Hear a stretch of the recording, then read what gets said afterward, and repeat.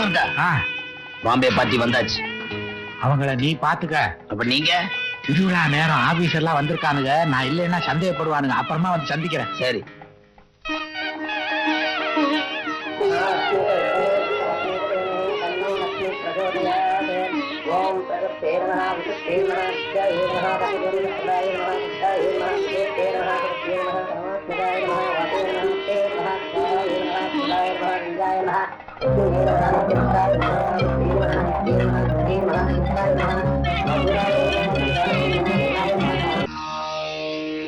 நெஞ்சப்பா, கோயில்ல நிலைமை எப்படி இருக்கு? என்னத்த சொல்றது, கோவில் மூலஸ்தானத்தை பூட்டி சீல் வச்சுட்டானுங்க. கோவிலை சுத்தி போலீஸ் பந்தோபஸ்து பலமா இருக்கு. ஜனங்களும் விழிப்போட தான் இருக்காங்க. அதனால துணிச்சலான முறையில தான் ஆபரேஷனே நடத்தணும். வேற வழியே இல்ல. எவனாவது வந்தா கட்டையில அடிப்பட்டா கட்டையில போறவனே சத்தம் போட்டு பேசக்கூடாதுன்னு பாக்குறேன். முட்டாத்தனமா ஐடியா கொடுத்துட்டு நீ மாட்டிக்கிட்டு நாங்களும் மாட்டிக்கிறத பஞ்சாயத்துல மாட்டணும். கவலைப்படாதீங்க நெஞ்சப்பா, ஒரு உயிருக்கு கூட சேவை ஏற்படாம சக்சஸ்ஃபுல்லா இந்த ஆபரேஷனை நான் நடத்துறேன். எப்படி? பொழுது விடியட்டும். கலெக்டர் ஐயா, பொறுப்பை உங்ககிட்ட ஒப்படைச்சிட்டேன். ரொம்ப நன்றிங்க. இன்ஸ்பெக்டர், சீல் எல்லாம் செக் பண்ணுங்க. கான்ஸ்டபிள், பாக்ஸ் வண்டியில ஏத்தியாச்சா? ஓவர். பாக்ஸ் வேலை ஏத்தியாச்சு. ஓவர். Following over.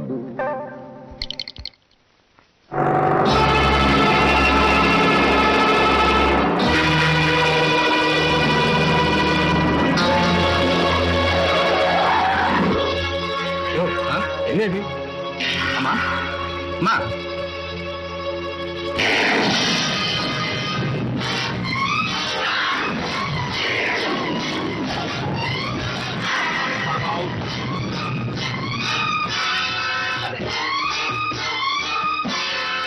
செக்அப் பண்ண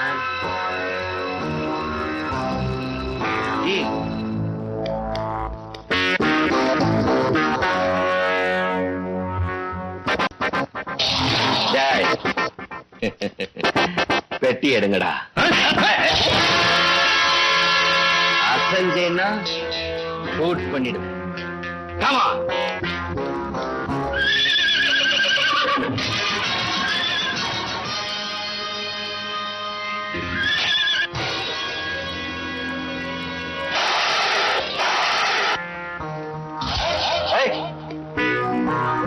மகமாய்க்கு சொந்தமான நகைகளை திருட போனானுங்க. அப்ப மாமியார் வீட்டுக்கு அனுப்ப வேண்டியதான். அனுப்பிடுறேன்.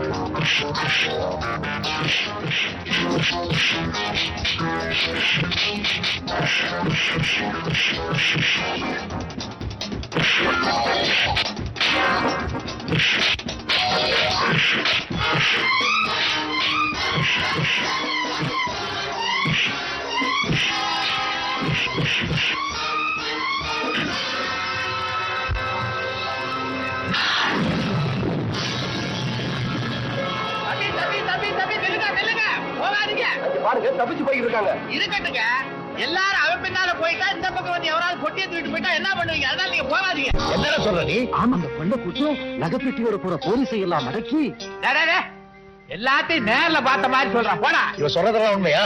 ஒண்ணு இல்ல பாண்டி, நகைக்கு ஆசைப்பட்டு சில கொள்ளக்கார பசங்க வந்திருக்கானுங்க. கேள்விப்பட்டு ஊரே கூட்டு வந்த என்ன பார்த்த உடனே பயந்து ஓடி விட்டானுங்க. பந்தோபஸ்தா பொட்டியே கலெக்டர் ஆபீஸுக்கு அனுப்பிச்சு வச்சேன். நகைக்கு ஆபத்திலேயே மகமாய் சொத்துக்கு இது எந்த விதமான ஆபத்தும் இல்ல. போடா. என் திட்டத்தை அழிச்சிட்டீங்க. காட்டுப்பாதை யாரும் வராம பாத்துக்கோங்கன்னு படிச்சு சொன்னேன். உங்களுக்கு எல்லாம் தெரியாம அவன் எப்படி மேன் வந்தான்? Tell me. இவங்களுக்கு தெரியாம வரலப்பா. உங்களை அட்டாக் பண்ண யார் தெரியுமா? யார் மேன்? அஞ்சப்ப மாப்பிள்ள. நஞ்சப்பா. தப்பா எடுத்துக்காதீங்க, அவன் என் மாப்பிள்ளதான். பட்டணத்துல படிச்சுக்கிட்டு இருந்தவன் திடீர்னு இப்படி உங்க முன்னாடி வந்து நிப்பான் நான் எதிர்பார்க்கல. அதே மாதிரி வந்து நின்னவன் உங்களை இப்படி தாக்குவான்னு நான் நினைச்சு கூட பாக்கல. நாலு கெட்ட வார்த்தையில திட்டுறது வந்தா திட்டிடுங்க, ஆனா என் மேல சந்தேகப்படாதீங்க, என்ன நம்புங்க. யோ, நம்ம ஒரே கூட்டணி தானே, சப்போர்ட் பண்ணியா? ரஞ்சித், நஞ்சப்ப ரொம்ப நல்லவன், அவனை நம்பு, நமக்கு துரோகம் பண்ண மாட்டான். என்ன தர்மகர்த்தா, ரொம்ப அர்ஜென்ட்டா வர சொன்னீங்க, என்ன விஷயம்? நஞ்சப்பா, அந்த பாம்பேக்காரனை நம்ம 2 பேரை தவிர உன் மாப்பிள்ள ஒருத்தனுக்கு தான் அடையாளம் தெரியும். அதனால உடனடியா அவனை நாடு கடத்தணும். ஒண்ணும் கவலைப்படாதீங்க, மாமா கிட்ட வைக்கிற வத்தியில பய வண்டி ஏறிட மாட்டான்.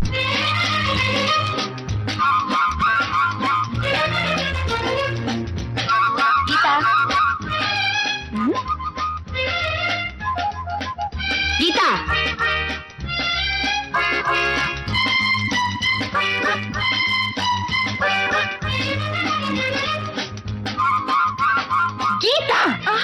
ஹலோ மீனா. ஒரு பொண்ணுக்கு மனசும் பார்வையும் ஒரே இடத்துல இருக்கணும்னு பெரியவங்க சொன்னாங்களே, அது இந்த அர்த்தத்துல சொல்லலமா? போய் என் புக்கு நிறைய இந்த பக்கம்.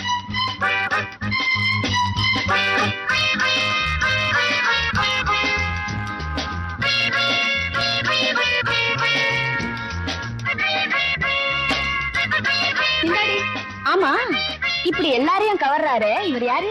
இந்த ஊர் பெரிய பண்ணையாரோட ஒரே பிள்ளை, பிஎஸ்சி அக்ரிகல்ச்சர் படிச்சிருக்காரு. விவசாய மேல் படிப்புக்காக ஜப்பானுக்கு போனவரை அங்க குங்கு கராத்தெல்லாம் கத்துட்டு வந்திருக்காரு. கொஞ்சம் விட்டா ஜாதகத்தையே சொல்லிடுற போல இருக்கு இல்லடி?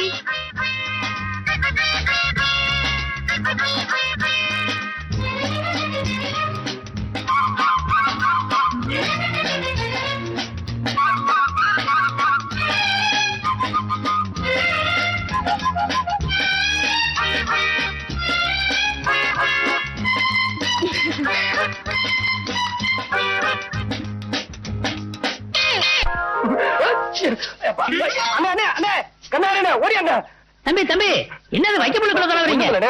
என்ன பார்த்து ஒரு பொண்ணு பிளைங் கிஸ் கொடுக்குதுனே. பிளைன் கிஸ்னா பறக்கிற முத்தம்னே. உங்களை பார்த்து பறக்கிற முத்தம் கொடுத்தாரா? நான் இருக்கிறத பாக்கல போல இருக்கு. அவன் எங்க இருக்கிறா? அங்க பாருங்க.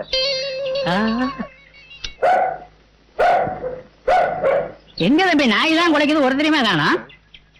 ஐயோ, கண்ணாடி போடுறதுக்குள்ளயும் ஆளே போயிட்டான். சரி, அதை விடுங்க தம்பி. அடுத்தாப்புல அந்த பொண்ணை காமிங்க, நடக்கிற கதையை பாருங்க.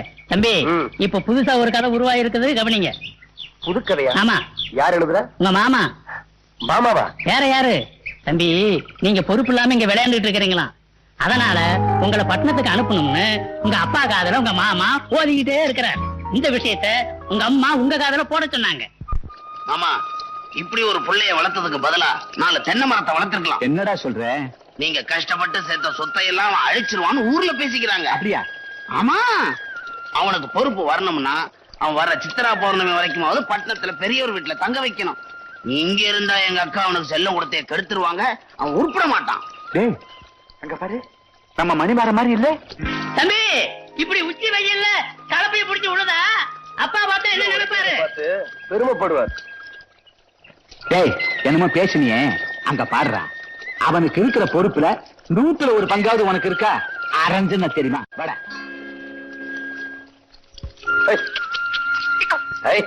மணிமாரா, என்னடா இதெல்லாம்? அப்பா, நீங்க மதிக்கிற இந்த மண்ணையும் கலப்பையும் நான் மதிக்கலன்னு இந்த ஊர் சொல்லிடக்கூடாது பாருங்க. புரிஞ்சது போ. அதுக்காக பெரிய பண்ணையுடைய ஒரே புள்ள வேவாத வெயில் இப்படி வேலை செஞ்சு கருத்து போயிட்டா ஒப்பனும் கேவலம் இல்லையா? நிச்சயமா எங்க அப்பாவை கேவலமா நினைக்க மாட்டாங்க. ஏன்னா நாங்கெல்லாம் உழைச்சு வாழ்ற வர்க்கம். மாமா, சில ஜென்மங்க மாதிரி உறிஞ்சி வாழ்ற வர்க்கம் கிடையாது. சரி சரி, உங்க அம்மா உனக்காக சாப்பிடாம காத்துக்கிட்டு இருக்கா, வீட்டுக்கு போப்பா. இன்னும் கொஞ்சம் தான்ப்பா இருக்கு, அதையும் உழுதுட்டு வந்துடுறேன். வா ராஜா, வா. அப்ப மீதி நீங்க உழுதுட்டு வரேன்னு சொல்றீங்களா மாமா? வாங்க. நானா? என்ன நானா? பிஎஸ்சி படிச்ச என் மகனே வயல்ல இறங்கி விழும்போது உனக்க உனக்கு என்ன கேடு? போய் கலப்பிய பிடி. மாமா, அப்பா செய்யும் தொழிலே தெய்வம்னு மாமாக்கு நல்லாவே தெரியும். நீங்க போங்க, நான் இறக்கி விட்டு வரேன். கொடைய கொண்டா. ஆமா, இந்த ஸ்டைல்ல ஒண்ணும் குறைச்சல் இல்ல. மாமா, மாப்பிள, மாமா, மாப்பிள. வந்தீங்கன்னா நான் 100 அடி பாயுவேன். நீங்க வட்டத்துக்குள்ள போனீங்கன்னா நான் கோலத்துக்குள்ளேயே போவேன். புரிஞ்சதா? இறங்குங்க. பரவாயில்ல, வாங்க. பழிக்கிடுச்சே. மாமா, நல்ல ஆழமா விழுங்க. நீங்க போங்க, அவர் விழுந்துருவார். விவரம் தெரிஞ்சவனாதான் இருக்கு. உன்கிட்ட கொஞ்சம் உஷாரா